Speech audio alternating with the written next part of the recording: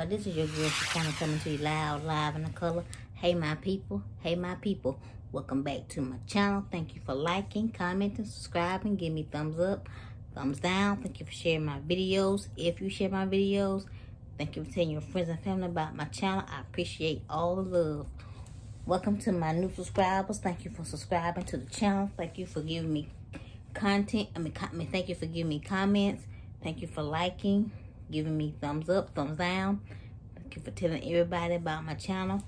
I appreciate the love thus far on my channel. I appreciate everything. To the ones that have not subscribed yet, go on, subscribe to the channel, and you will continue to get good content like this. You've been watching me for a long time now, so you know, go on ahead and subscribe to the channel. Okay, who remembers Girl X? Raise your hand in the comments if you remember Girl X, and I'll wait. Raise your hands in the comments if you remember Girl X from Chicago. You don't? Okay, I'm gonna tell you about Girl X. Girl X was a young girl that got raped in Chicago. She got raped in Chicago. I'm gonna read you her story. I want you to tell me if you remember her now. The night before the attack, Girl X had slept over at her best friend's apartment on the second floor of the Cabrini Green high-rise where they lived. Okay, the 10-year-old Shavante Flucker remembers that the girls, as usual, stayed up much later than they should have on a school night, okay, to well after 1 a.m. They had spent the evening watching cartoons and playing Girl X's favorite game, school, okay. That night, she was the student and I was the teacher, said Shavante. The next morning on January 9th, the girls got up at 7 a.m., washed and dressed for school. Shavante was still in her room when her friend headed out the door an hour and a half later. She said she was going upstairs to get her book bag and take her t-shirt to her grandmother's house. Okay. Shavante never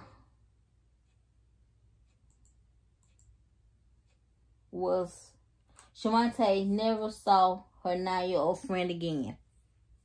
Shavante Edwards, also 9, was heading down the stairs at 8:30 on her way to school when she saw Girl X bent over in the 6th floor landing, tying her gym shoes. We said hi, and I kept going, said Shavante.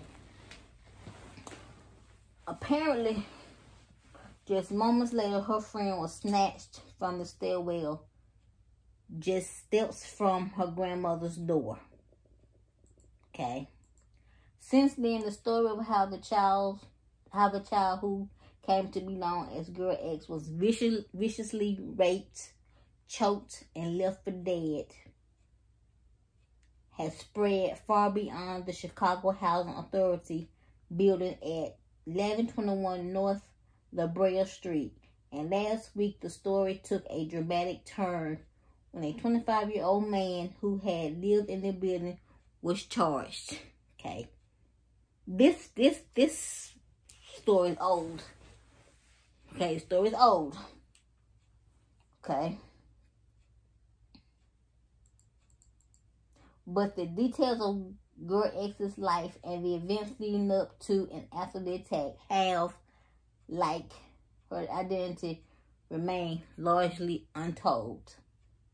What the thousands of well-wishers who have sent cards, prayers, and money don't know are the shadings of her personality, her sense of humor, her little girl exuberance that makes her current condition seem all the more tragic and makes her case emblematic of innocence lost by so many children in the violence of urban America. I went down too far.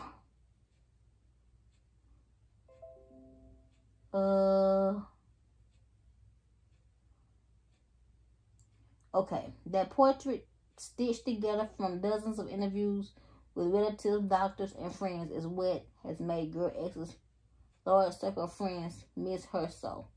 They remember the way she could make a joke out of anything and know she made them laugh, sometimes by simply mispronouncing words, strawberries instead of strawberries, or stool for school, okay?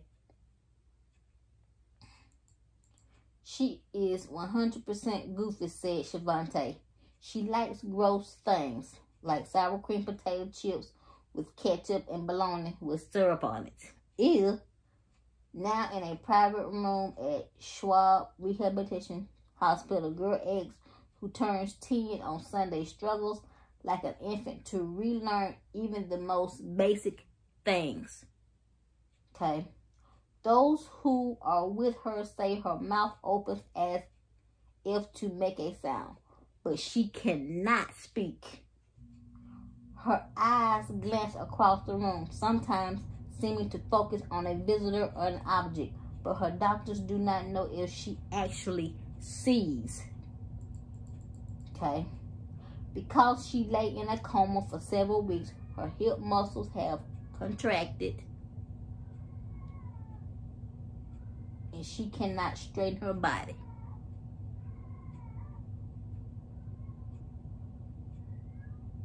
She does not have enough strength or muscle to sit up. When she is not in bed, she uses a specially equipped wheelchair that also carries her to and from her 4-hour-a-day therapy sessions.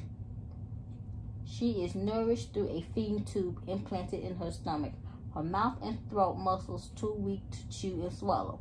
Her physical therapists hope that one day she will be able to use her hands and then maybe her arms and legs. It may be as long as 2 years before she can function on her own. And even with intense therapy, there are no guarantees that she will return to the fun-loving, loquacious youngster she was. Anytime there is brain injury, there are stages the patient goes through.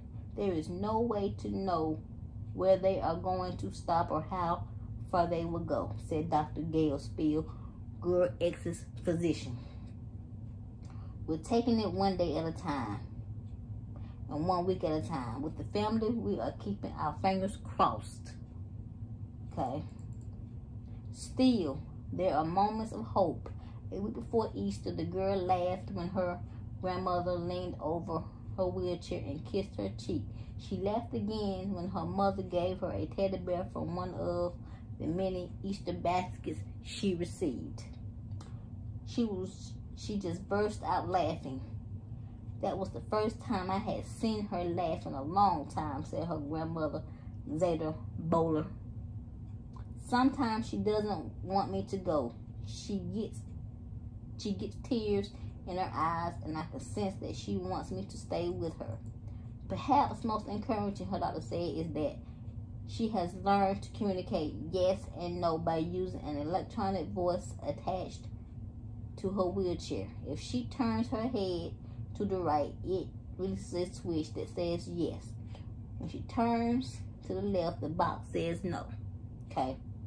She plays games with me, Bowler said, describing how Girl X uses the voice box. I asked her if I could have some of her candy, and she said no. I said, I'm going to take some anyway, and she smiled. I said, do you love me? And she said, yes, I love you too. At night, she seems to sleep soundly. She listens closely when nurses read from her favorite book, Pocahontas. She smiles when they play the soundtrack from the film Waiting to Exhale, and she cries when the doctor puts a splint on her arm, a contraption she absolutely hates. Okay? From coast to coast, strangers have found a distant bond with the child. Two funds set up to pay for long-term care not covered by public aid have generated more than $500,000 altogether, mostly from $5 and $10 donations. Beverly Reed, a child rape survivor who started one of the funds and gave Girl X her public name, believes the child autonomy prompted people to open their hearts and pocketbooks. In the name Girl X, they realized this could have been anybody's child. They don't attach a face to her, and it makes her that much more real, Reed said. She has given people an opportunity to transcend race, class, and everything to help an innocent child.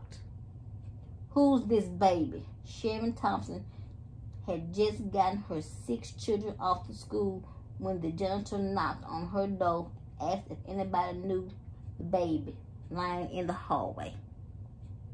Okay. Why do I keep clicking? There is no way Thompson could have been prepared for what she found.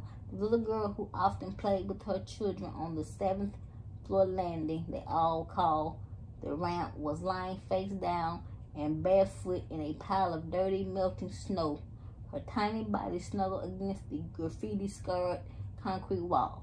Her t-shirt was stained with blood and pulled to her chest, revealing symbols scrawled on her stomach with a black marker. Another t-shirt was tied tightly around her neck. Her red corduroys were pulled below her waist. Okay, I'm gonna stop here. Y'all remember Girl X now, don't you? I wanted to bring up this story because this story is a story of many little girls.